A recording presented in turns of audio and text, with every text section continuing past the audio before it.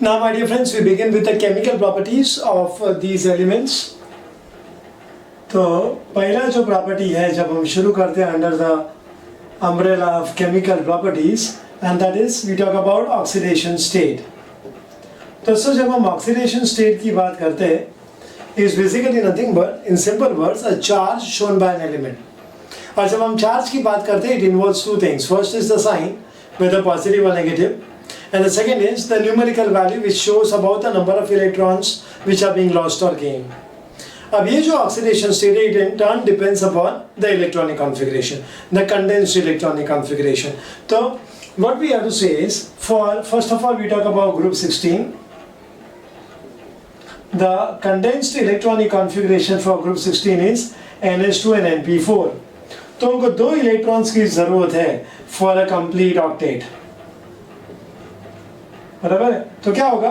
Either it will gain and it will show a charge of -2, or it is going to share, forms two covalent bonds, and it is going to show a charge of +2.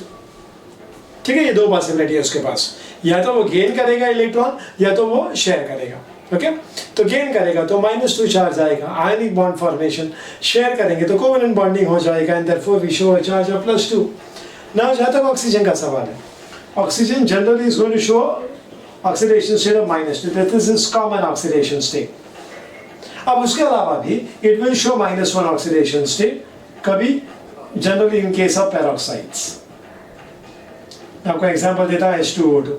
The best example is that. Okay?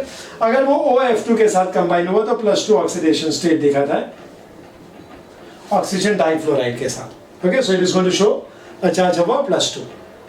लेकिन जब हम other elements की बात करेंगे of the same group, other elements, then they can show a charge of +2, +4, +6. क्यों? Because of the presence of vacant d orbitals. उसके वजह से it can expand the octet, and electrons can be promoted from the filled orbital to the vacant d orbital. Alright? और इस तरीके से there will be many single electrons, and single electrons so they will be involved in bonding. So greater the extent of bonding and greater is going to be the covalency. Generally क्या हो जाता है कि जब हम बात करेंगे about +4 oxidation state, जब हम सल्फर से जाएंगे टेलुरियम की तरफ, तो +4 ऑक्सीडेशन स्टेट का स्टेबिलिटी बढ़ते जाएगा और +6 ऑक्सीडेशन स्टेट का स्टेबिलिटी कम होते जाएगा. And therefore we can see that there is SF6 form. Sulphur hexafluoride आराम से हो जाता है, बिकॉज सल्फर से +6 ऑक्सीडेशन स्टेट का स्टेबिलिटी कम होते जाएगा. मतलब इन case of sulphur the +6 stability is high. अब ये क्यों हो रहा है ऐसा कि +4 ऑक्सीडेशन स्टेट का स्टेबिलिटी बढ़ रहा है as we go from sulfur to tellurium, and that is because of inert pair effect. Okay, inert pair effect के वजह से what is happening is कि जो NH2 NP4 का जो कॉन्फ़िगरेशन मैंने बताया था, इसमें these two electrons are not easily involved.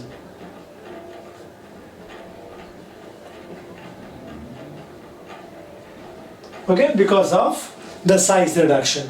Okay, क्योंकि ये सारे जो एलिमेंट्स है वो लैंथेनाइड्स के बाद आते हैं, वो ट्रांजिशन सीरीज के बाद आते हैं, एंड लैंथेनाइड्स में ट्रांजिशन सीरीज में कॉन्ट्रैक्शन देखा गया है और उसका असर ये एलिमेंट्स के ऊपर दिखाई दे रहा है. ओके, सो टेलुरियम का जहाँ तक सवाल है, ओके, उसका जो मैंने आप लोग को पहले भी बताया था, एक टेबल में बताया था, ऑक्सीजन का एटॉमिक नंबर 8, फिर सल्फर का 16, ओके, सेलेनियम का 32, याद आ रहा है आप लोग को. तो उसी हिसाब से जब हम टेलुरियम की बात करेंगे तो it is going to be what 55.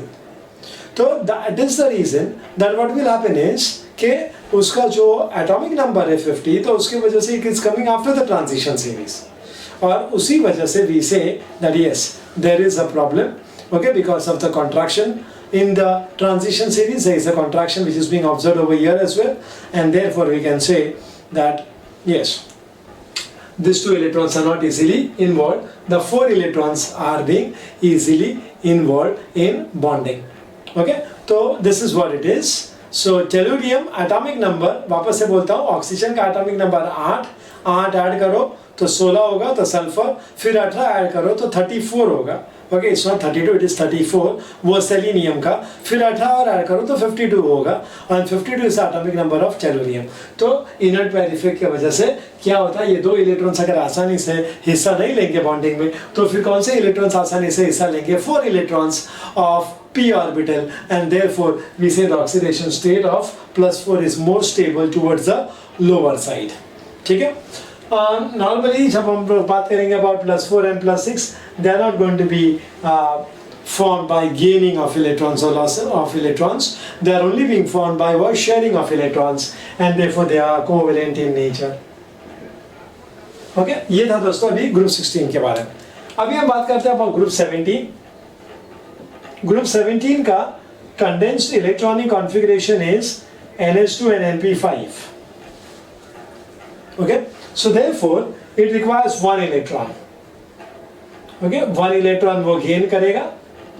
Okay, and therefore the common oxidation state is what? -1 to complete the octet.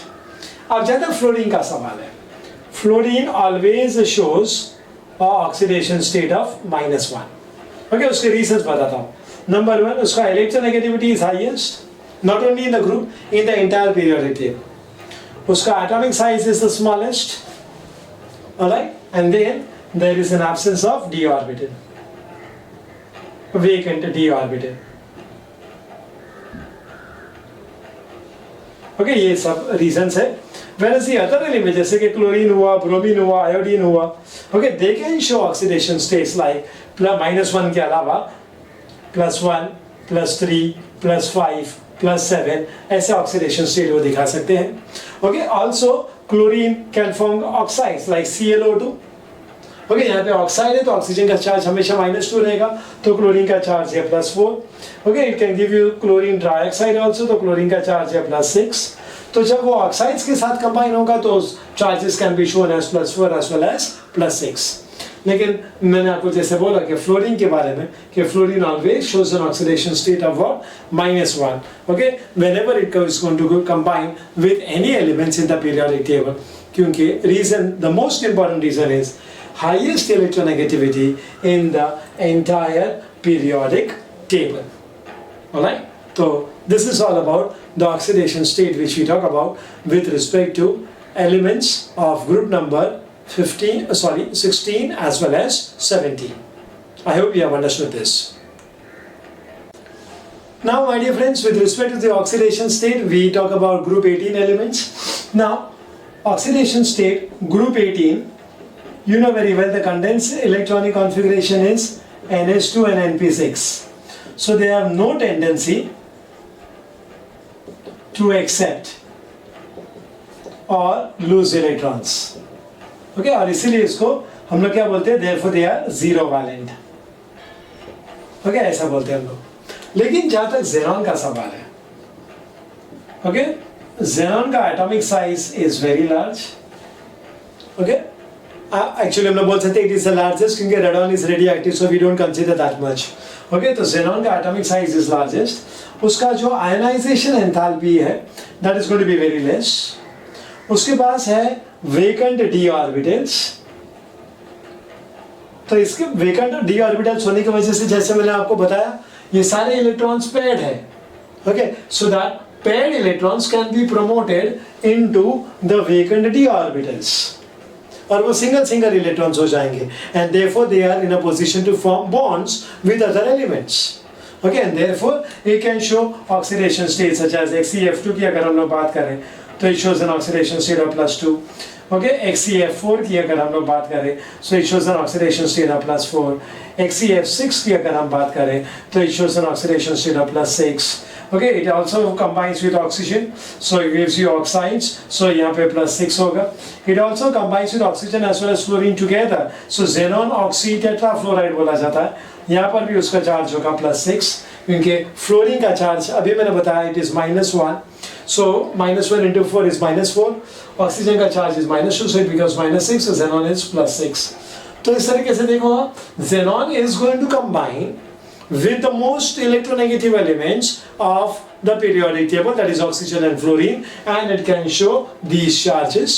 Okay, and they are generally covalent in nature.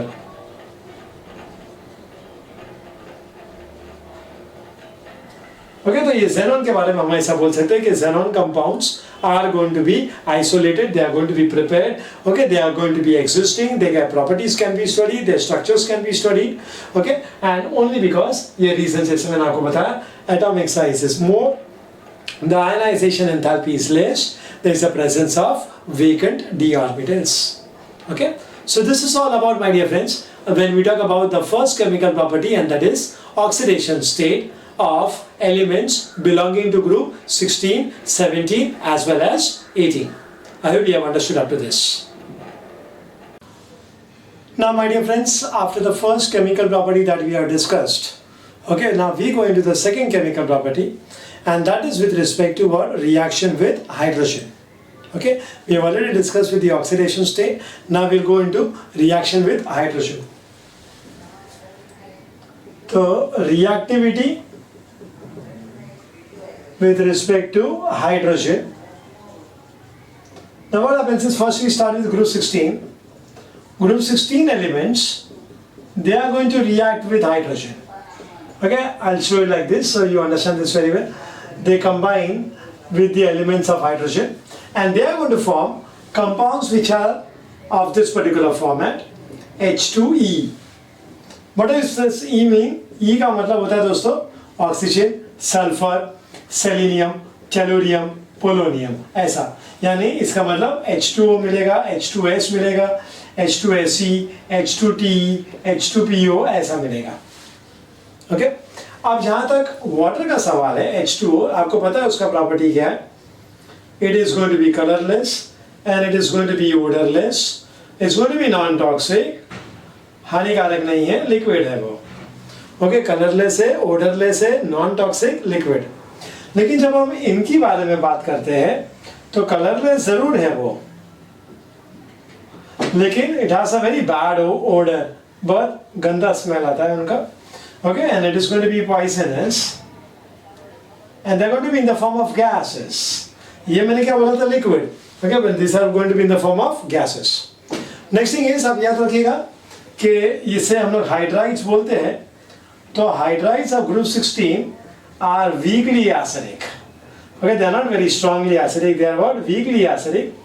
और जहाँ तक H2O से लेकर H2PO का सवाल है, the acidic character will go on increasing. Okay, वो बढ़ते जाएगा.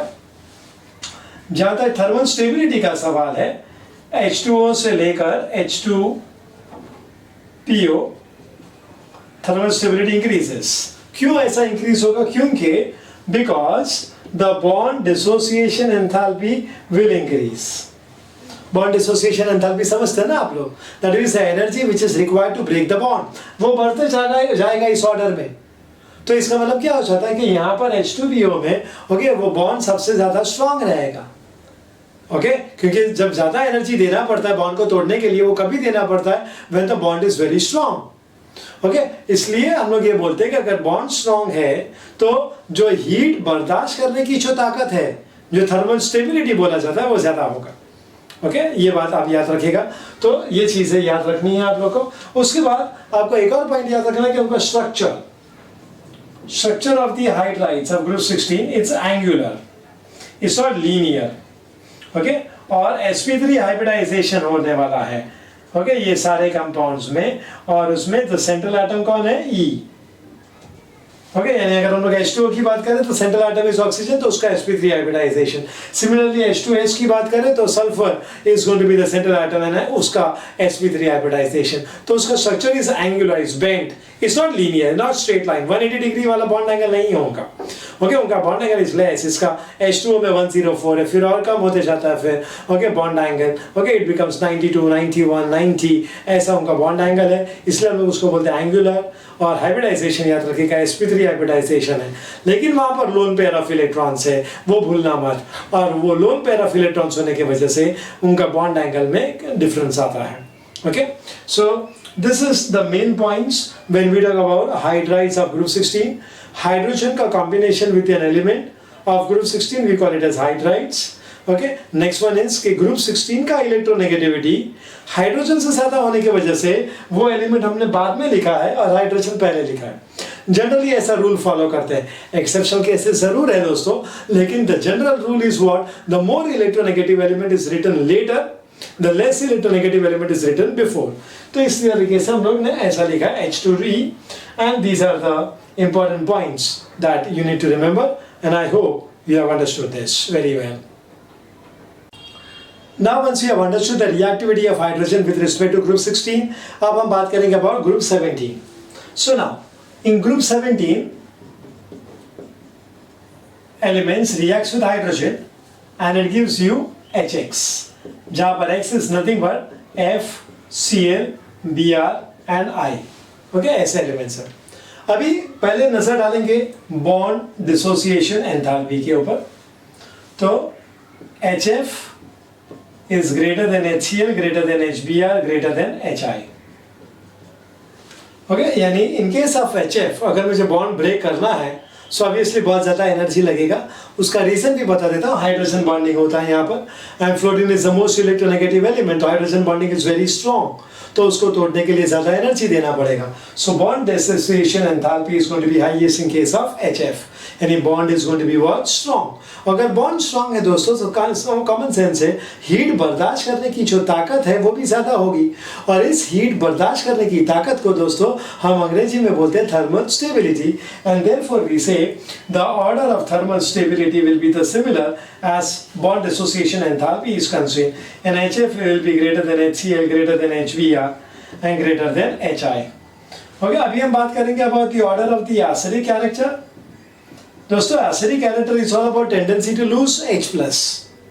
जो जितना जल्दी H+ लूज करेगा, alright, वो उतना ज़्यादा acidic होगा। अभी H+ लूज करने के लिए बॉन्ड का टूटना जरूरी है।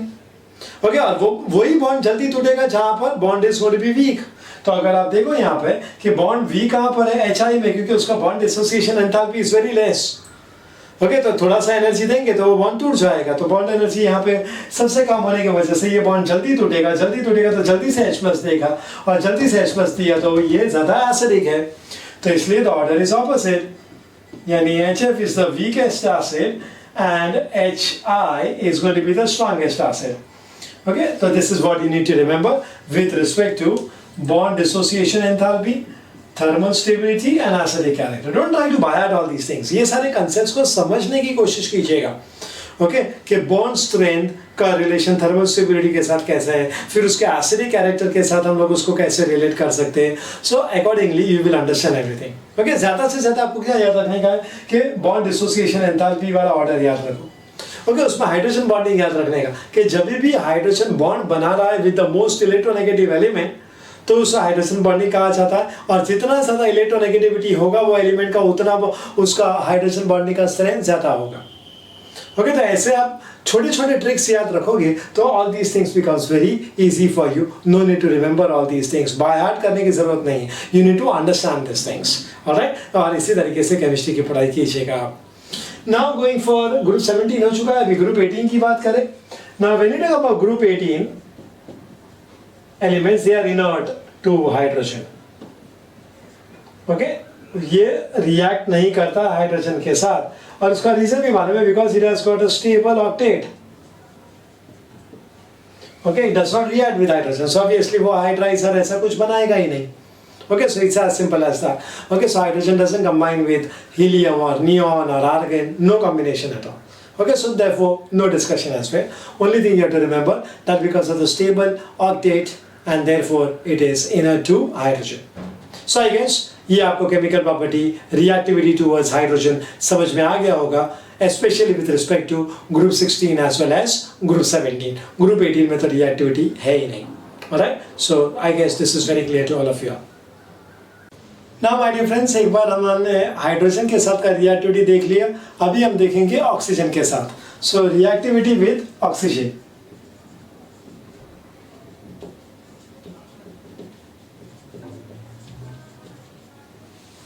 Okay, now we start with the as usual group number 16।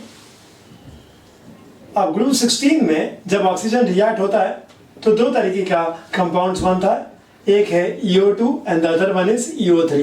I hope what am I talking about with respect to E? Yes. Okay, and that is it can be oxygen, sulfur, selenium, tellurium, okay, and polonium. So this is what E stands for. तो सबसे पहले we start with EO2. अब EO2 में we have first is O3, क्योंकि अगर E oxygen है तो O and O2 becomes O3. So O3 है, फिर we have SO2, okay, जहाँ पर E is sulfur. So these are gases. Okay, these are what? Gases, and the others are going to be solids. Okay, next thing is, ये भी बताना चाहता हूँ कि they are acidic in nature. In presence of water, they are going to form acids. मैं आपको example देता हूँ, SO2 plus H2O, it gives you H2SO3. इसे हम लोग बोलते हैं sulfurous acid. Similarly, SeO2 plus H2O, we talk about H2SeO3. This is called as selenious acid. So in presence of water, it is going to give you what? Acid, and therefore these oxides are called as acidic oxides. Okay. Now SO2 से हम TeO2 तक जाएंगे. Okay, because polonium is radioactive, so generally we avoid it. तो SO2 से TeO2 तक जाएंगे तो reducing character कम होते जाएगा, and therefore SO2 is a strong reducing agent and TeO2 is a strong oxidizing agent. Okay, वो आपको याद रखने का है. ये देखो दोस्तों, सिंपल सी बात है, SO2 can gain oxygen and it gives you SO3. बराबर है, यानी SO2 का खुद का ऑक्सीडेशन हो रहा है तो दूसरे का क्या होगा? Reduction. Okay, and SO2 plus O2, this reaction takes place. Alright, so SO2 undergoes oxidation, so other substance undergoes reduction, and therefore SO2 is a very good reducing agent. Alright, so if SO2 is a very good reducing agent, so TeO2 will become a very strong oxidizing agent. Alright, so this is what you need to remember with respect to what? EO2. अब दोस्तों जब हम EO3 की बात करते हैं, we talk about what? EO3. So that means we have like say sulfur trioxide, or we have selenium trioxide, okay, or we have tellurium trioxide. Okay, these oxygen is eliminated because you don't have O4.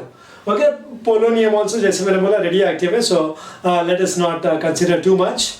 तो अगर हम लोग ये elements के बाद ये compounds के बारे में बात करेंगे तो SO3, okay, then SeO3, then TeO3, they are all going to react with water molecules.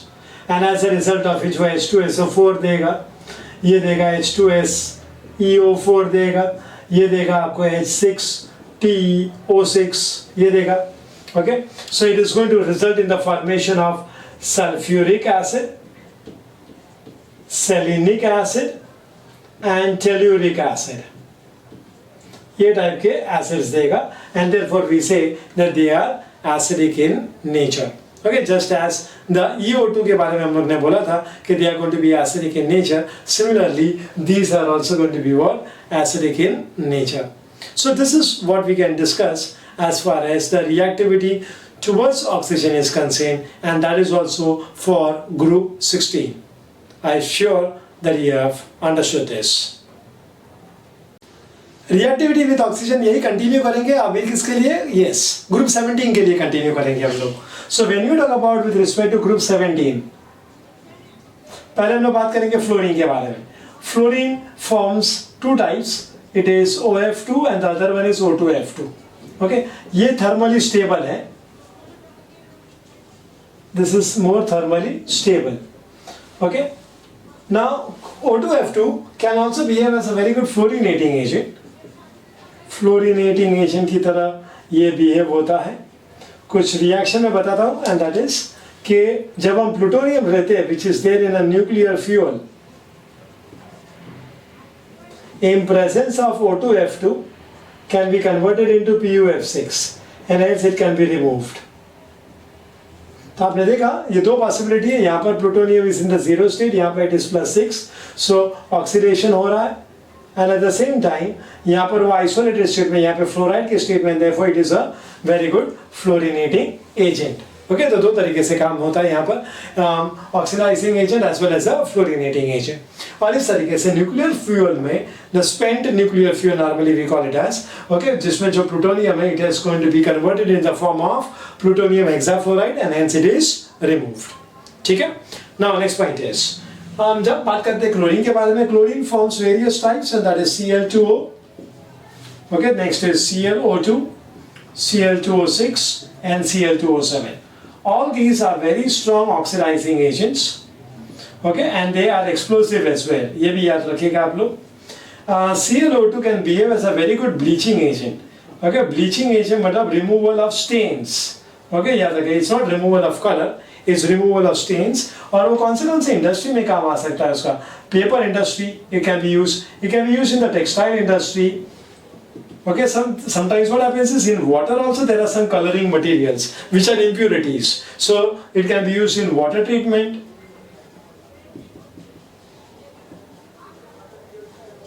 Alright, so this is what the use of bleaching agent of ClO2 is concerned. जब तक ब्रोमीन का सवाल है, bromine is going to form Br2O, next is BrO2 and BrO3.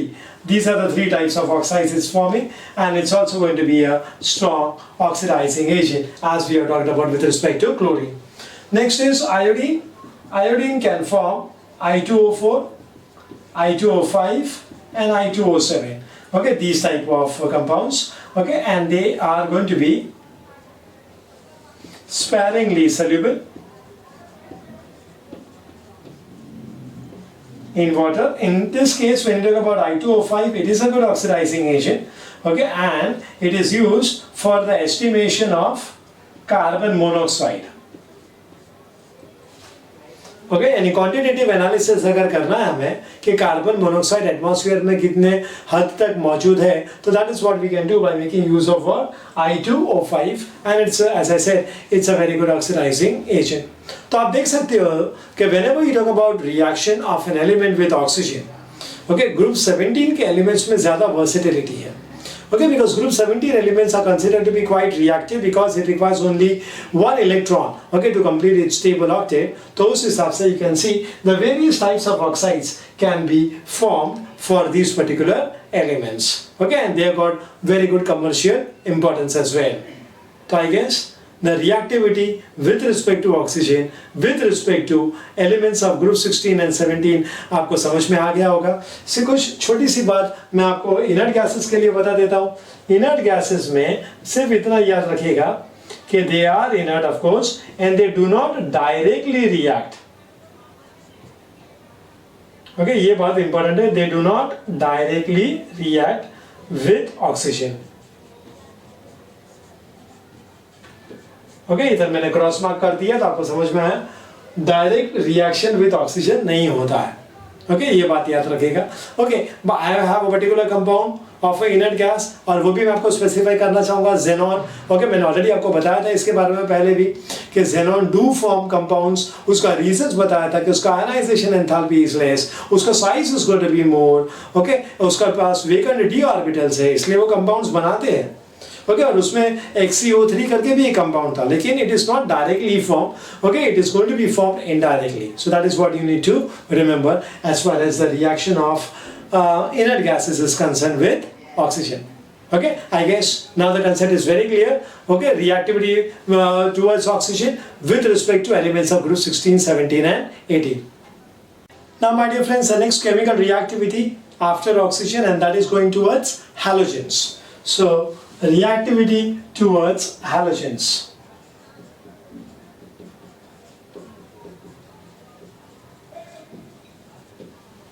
Okay, so to begin with, we start with group 16 elements. Group 16 elements अलग अलग प्रकार के atom combination के साथ कंबाइन होगा in different stoichiometric proportions. Okay, and that is we have EX6, EX4, we have EX2, we also have like this E2X2। ऐसे type में वो कंबाइन होगा, जहां पर E is nothing but sulfur, selenium, tellurium। We exclude the first element, and that is oxygen. Okay, because we have already discussed with the various types of oxides, the chlorine and the fluorine and the bromine and the iodine is forming. ये मैं already आपसे discuss कर चुका हूँ पहले. और polonium because वो radio active है इसलिए हमने उसको इग्नोर किया है. तो हम शुरू करते हैं सबसे पहले हेक्सा हैलाइड से. हेक्सा हैलाइड्स का कुछ एग्जांपल्स है, that is SF6, SeF6, okay, then TeF6, ये सब एग्जांपल्स है. यहाँ पर the E element will undergo sp3d2 hybridization. The structure will be octahedral.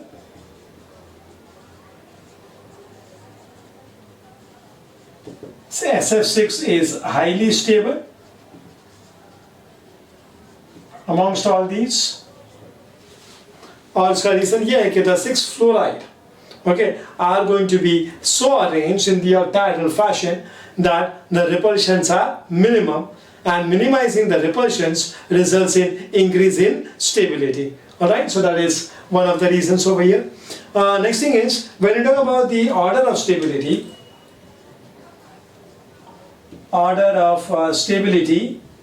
of the halides, then we always say fluorides is going to be more stronger, more stable as compared to chlorides and the bromides and the iodides. इसलिए दोस्तों यहाँ पर भी देखो मैंने क्या लिखा है, SF6, SeF6, TeF6, Si6 या SCl6 या SVR6.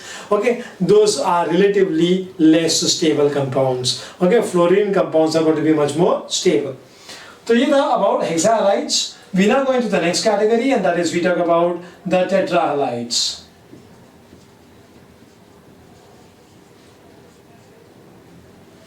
दोस्तों tetrahalides में we have examples like SF4, we have got SeF4, we got TeF4, we got TeCl4, okay, all these types.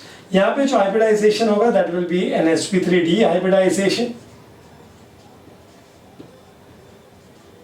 अब दोस्तों एक और बात बताना चाहता हूँ, यहाँ पर sp3d है मतलब टोटल ऑर्बिटल्स इन्वॉल्व्ड आर 5 और जो ज्योमेट्री होगा that will be trigonal, biplanar या bipyramidal. अब आप लोग पूछोगे कि sir this is 5 and these are all 4. Yes, because there is plus one lone pair which is going to be situated at the equatorial position. Alright, ये आपको याद रखने का है. ओके, यहाँ पर क्या है, सारे के सारे बॉन्ड पेयर है. देखो ये 6 है, इधर भी देखो टोटल 6 ऑर्बिटल्स है. So that is no lone pair. But यहाँ पर okay, because it is an sp3d hybridization, 4 of them are involved in bonding and one of them is not involved in bonding, so that means there will be what, lone pair. And the geometry, as I said, is trigonal bipyramidal geometry, but then it's a distorted one because of the presence of lone pair in the equatorial position. Equatorial मतलब it is nothing like this. See, 1, 2, 3. These are equatorial positions. So at any one of them, there will be lone pair. Otherwise, everywhere there will be fluorine. So 1, 2, 3, 4 fluorine. There is a lone pair over here, and of course the center will be nothing but E. Either can be sulfur or selenium or tellurium. तो ये था दोस्तों about tetrahalides. Okay, tetrahalides के बाद हम जाते हैं. Next thing is dihalides. Dihalides, I can give you the example is SCl2, SeCl2, TeCl2. Okay, these are the examples which can be given for dihalides. उसका hybridization is sp3 hybridization. Generally structure tetrahedral होना चाहिए, लेकिन यहाँ पर distorted है. क्यों? Because of the presence of, देखिए दोस्तों यहाँ पे सल्फर 2 क्लोरीन के साथ या सेलेनियम 2 क्लोरीन के साथ कंबाइन हुआ और इधर total orbitals are 4. So common sense you understand. So that means there will be 2 lone pair. और लोन पेयर की वजह से ज्योमेट्री में बदलाव आता है, उसे हम लोग बोलते हैं distortion in geometry. So because of this there are 2 lone pairs over here. Okay, and then we have monohalides. now दोस्तों मोनोहलाइड्स में याद रखिएगा कि they are dimeric in nature. Okay, यानी मैं अगर मैं बोलूं कि sulphur is going to combine with chlorine, ये ऐसा एग्जिस्ट नहीं करेगा, है ये monohalide, but it will not exist in this way, it is going to B unstable. So what will happen is, this is one unit, तो ऐसा दो unit एक साथ ज्वाइन हो जाएगा and that is called as a dimer and that will be S2Cl2, ऐसा Se2Cl2, okay, Te2Cl2. This is the way we can consider. So this is what they are existing, but then they will be in the dimeric form. Monomeric form is unstable. Okay, एक और बात बताना चाहता हूँ कि when I talk about say example दे रहा मैं Se2Cl2, it gets converted into SeCl4 plus Se. Okay, अभी देखिए आप, क्लोरीन का charge is going to be -1. Okay, तो उस हिसाब से अगर आप देखो तो यहाँ पे क्लोरीन का चार्ज हो जाता है -2, -1 इज -2, तो Fe2 का चार्ज कितना होगा +2. तो एक Fe का चार्ज कितना होने वाला, एक सेलेनियम का चार्ज +1. समझ में है, 1 Fe will have a charge of +1, इधर 1 Fe will have a charge of +4, और यहाँ पर इट इज न्यूट्रल क्योंकि वो किसी के साथ जुड़ा हुआ ही नहीं है. तो अभी आप देखो कि +1 से +4 हुआ है, इधर उसका चार्ज बढ़ गया है, इसे हम लोग बोलेंगे ऑक्सीडेशन, और इधर +1 से 0 हुआ है, चार्ज कम हो गया, इसको हम लोग बोलेंगे रिडक्शन. तो the same species is undergoing oxidation as well as reduction, the same species, okay, and this reaction is therefore called as disproportionation reaction. Okay, it is called as what? Disproportionation reaction. तो disproportionation और Redux में अंतर है थोड़ा. Okay, आप बोलोगे इसको Redux क्यों नहीं बोला, ऑक्सीडेशन रिडक्शन रिएक्शन था साइमल्टेनियसली, बट देन रिडक्स में oxidation and reduction reaction takes place simultaneously, all right, but that it is in a particular reaction जहां पर the species which is undergoing oxidation and the species which is undergoing reduction, they are two different species but present in the same reaction. लेकिन यहां पर क्या है, it is the same species, selenium. अगर मैंने आपको पूछा कि बताइए किसका ऑक्सीडेशन हो रहा है, तो आपका आंसर क्या रहेगा, सेलेनियम. अगर मैंने आपको पूछा कि बताइए किसका रिडक्शन हो रहा है, तो आपका आंसर क्या रहेगा, सेलेनियम. यानी same species is undergoing oxidation as well as reduction, इसलिए उसको हम लोग क्या बोलते हैं, डिस्प्रपोर्शनेशन. आई बात समझ में? तो मुझे लगता है कि डिस्प्रपोर्शनेशन और रेडॉक्स रिएक्शन, इसमें जो अंतर है वो आपको अच्छी तरीके से समझ में आ गया होगा. And this is what we have discussed now with respect to what, reactivity of hydrogen, okay, by considering group 16 elements. Okay, and I'm very sure we have understood up to this. अब दोस्तों, with respect to halogens, हम बात करेंगे about group 18. Okay, that is nothing but inert gases. अब generally ये inert है, लेकिन ऐसा देखा गया कि krypton and xenon do react with fluorine. Okay, example देता हूं मैं आप लोग को, and that is Xe plus F2, and that is going to give you XeF2 at around 673 Kelvin, 1 atmosphere pressure. Okay, ऐसे रिएक्शन होता है. उसके अलावा we have XeF4, okay, we have got XeF6 also, okay, and they are very good fluorinating agents. यानी किसी भी substance को मुझे उसके कॉरस्पॉन्डिंग फ्लोराइड्स में कन्वर्ट करना है, तो उसके लिए जिस सब्सटेंस का इस्तेमाल किया गया है, that is called as what, fluorinating agents. So XeF4, XeF6 okay, can be considered as a very good fluorinating agent. तो ये देखा गया किसके लिए, सिर्फ क्रिप्टॉन और xenon के लिए, और वो भी सिर्फ फ्लोरीन के साथ के रिएक्शंस हम लोग ने ज्यादा पैमाने पे देखे. The reason is very clear. xenon का रिएक्टिविटी क्यों ज्यादा है वो तो मैंने आप लोगों को बता ही दिया है, because of the size more, because of the vacant D orbitals, because of the lower ionization enthalpy. लेकिन उसका रिएक्शन फ्लोरीन के साथ इसलिए बिकॉज का फ्लोरीन का reactivity is going to be more, उसका electronegativity is highest in the entire periodic table. So that's why we can see a direct reaction taking place between xenon and fluorine. The different conditions do changes. Condition in the sense proportion of xenon and fluorine, the temperature, the pressure, that will change, and accordingly I can get the difluorides and the tetrafluorides and the hexafluorides, all of which behave as very good fluorinating agents. Okay, so this is, my dear friends, about the next chemical property जो हम लोग ने discuss किया था. Okay, and that was about reactivity with halogens. Okay तो हम लोग ने ग्रुप 16 कंसिडर किया, ग्रुप 17 कंसिडर किया, and of course this a small section of group 18. तो I am very sure now the chemical property with respect to halogen is very clear to you. हमने पहले oxidation state discuss किया था, फिर hydrogen के साथ discuss किया, okay, फिर ऑक्सीजन के साथ डिस्कस किया, okay, and then we have discussed it with respect to halogens. Okay, I guess it is all going on into your minds very well. Now my dear friends, in the chemical properties we go into the last point, and that is about action of metals. Now how does metal is going to come into action when it is treated with the elements of group 16 as well as group 17? So we start with group 16 now, and that is when you talk about oxygen. So oxygen has got an ability to combine with greater degree with different metals. So I give you one simple example, and that is with aluminium. So it gives you Al2O3. I give you another metal, that is copper. It reacts with sulfur. It gives you copper sulfide. Magnesium reacts with selenium, and it gives you magnesium selenide.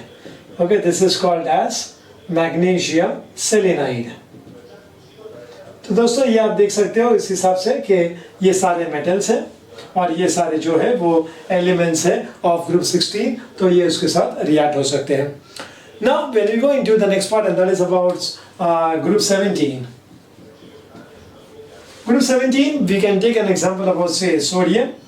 It's a metal, you know that very well, and it takes with chlorine, you get the most common compound, that is sodium chloride. उसी हिसाब से suppose if I take magnesium and I treat it with Br2, it gives me magnesium bromide. Okay, that is MgBr2. Okay, so these are metals, and it is going to react with the halogens. Okay, and thereby it results in the formation of salts as well. हम लोग वो भी बोल सकते हैं इसमें. तो कहने का ये मतलब है कि 16 और 17 ज़्यादा करके नॉन मेटालिक कैरेक्टर दिखाते हैं, और इसलिए वो मेटल्स के साथ आसानी से रिएक्ट करके अलग अलग कंपाउंड्स बना सकते हैं. ओके, अब जहाँ तक आयोनिक कैरेक्टर का सवाल है, okay, when you talk about the ionic character, the order of the ionic character is कि when you talk about fluorides is going to be highest, then we talk about chloride, then we talk about bromides, and then we talk about iodides. यानी हम ऐसा बोल सकते हैं कि fluorides are generally ionic in nature and iodides are generally covalent in nature. Okay, ये आप बोल सकते हो because of the electronegativity difference. Fluorine is most electronegative, so with a particular metal, say for example यहाँ पर M सब है ना, सोडियम है, तो sodium fluoride, sodium chloride, sodium bromide, sodium iodide. तो सोडियम आयोडाइड में सोडियम और आयोडीन के बीच का जो इलेक्ट्रोनेगेटिव डिफरेंस है वो कम से कम है as compare to all this. और अगर इलेक्ट्रोनेगेटिव डिफरेंस कम है तो आयनिक कैरेक्टर कम हो जाता है, कोवेलेंट कैरेक्टर बढ़ जाता है.